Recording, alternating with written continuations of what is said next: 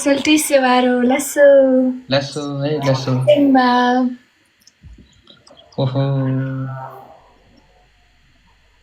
पेट खाली थियो भोकै लाग्यो नि ओहो यो मैचाङको ड्रेसले मनीले लायो नि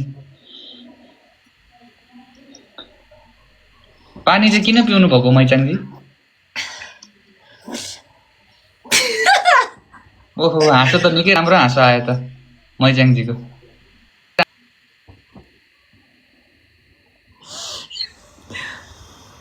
मुखबाट सबै कुरा बोलिदिनु पर्यो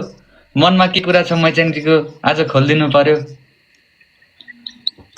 च्याङबा आँखा अगाडि आउनु भएर मेरो बोली नै रोक्यो च्याङबा के गर्नु म अब डम्फु बजाउनु पर्ला जस्तो छ बजाइदिनु लिएर आउनु पर्ला जस्तो डम्फु च्याङबाले डम्फु बजाइदिनु म च्याङ नाच्दिन्छु यो च्याङबाको डम्फु बजाए फेरि कडै हुन्छ फेरि कडा भएको त राम्रो त नि च्याङबा के छ आज लुगा सुगा लगाएर कल्चरल ड्रेसमा हुनुहुन्छ त मैचाङ यसो आज च्याङबासँग भेट हुनु पर्यो भनेर आज कल्चरल ड्रेस लगाइदिएको च्याङबा आज सोल्टी राजा अनि दसैँ कस्तो भयो त हजुरको मैचाङ दसैँ राम्रै भयो च्याङबा अनि हजुरको कस्तो भयो मेरो पनि एकदमै राम्रो भयो ठिक छ के कुरा हुँदै थियो मेरो दिदीसँग चाहिँ अहिले भर्खर केही कुरा भएको थिएन यसो च्याङ आज मैले भनेको दिदी सासू आज के अरे दिदी सासू आमाजू दिदी आज चाहिँ हजुरको भाइसँग भेट गराइदिनु पर्यो च्याङबाको धेरै याद आएको छ भनेको ए ठिक छ ओहो यो मैचाङको आज दसैँको अन्तिम एकचोटि चस्मा खोलिदिन्छु न बिस्तारी गाह्रो पर्ला एकैचोटि नहेर्नु है किस्तामा हेर्नु होला Oh my god. दियोस् भएन एकछिनमा पानी खान्छु ल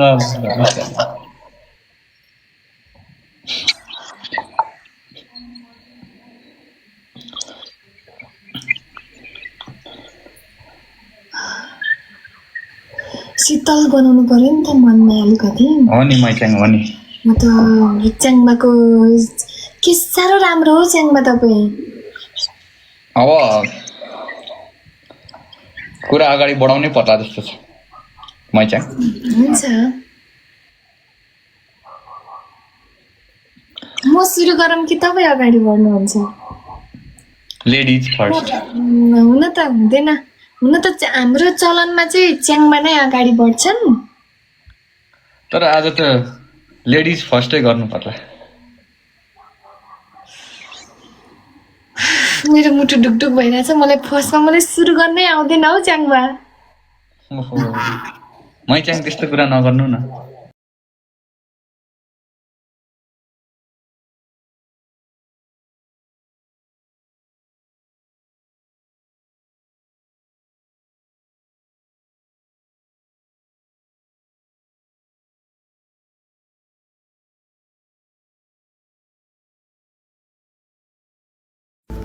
फुल